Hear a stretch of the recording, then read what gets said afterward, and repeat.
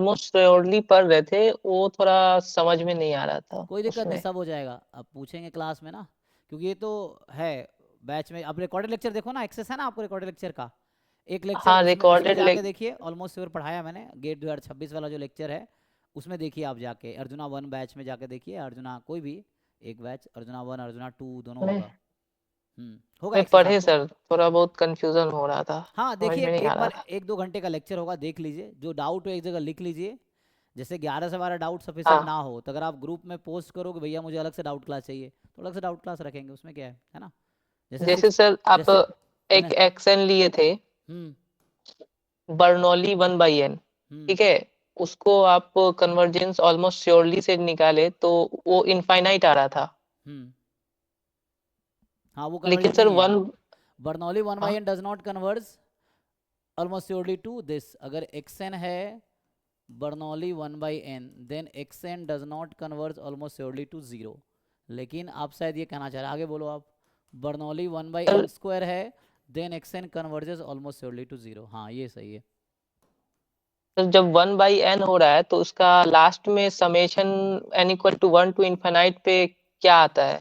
Diverge infinity आता है, इसके लिए आपको सीक्वेंस सीरीज पढ़ना पड़ेगा।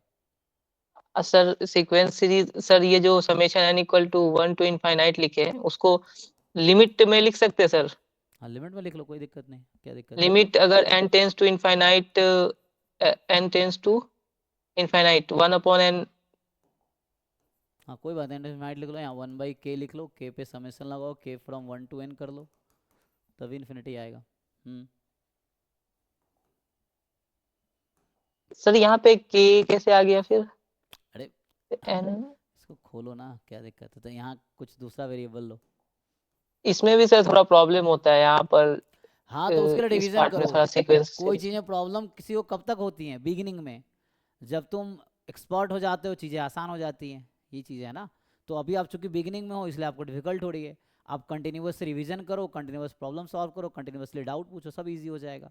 जैसे मेरे लिए इजी क्या क्यों हो गया है चीज़ें, मैं भी तो स्टैट्स कब से पढ़ना शुरू, पिछले 5-6 साल से पढ़ रहा हूँ मैं, है ना। उन्हीं से मैंने स्टार्ट किया था MSc स्टैट्स IIT बॉम्बे, उससे पहले मेरा मैथ्स बैकग्राउंड है, स्टैट्स आता भी नहीं था। तो 19 से 25 ना 6 साल हुए हैं ये चीज़ें हैं।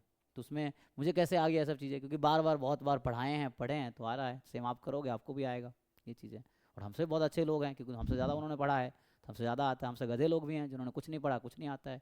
तो वो चीज़ें हैं, जितना वर्क करो जितना टाइम दोगे उतना आएगा, ये है। सर एक और क्वेश्चन था, मैंने हम्म शेयर किया। ठीक है, एग्जाम गेट वाले लोग डाउट कॉन्सेप्ट में हो चाहे PYQ में हो, कल बैच रखेंगे फिर पूछना।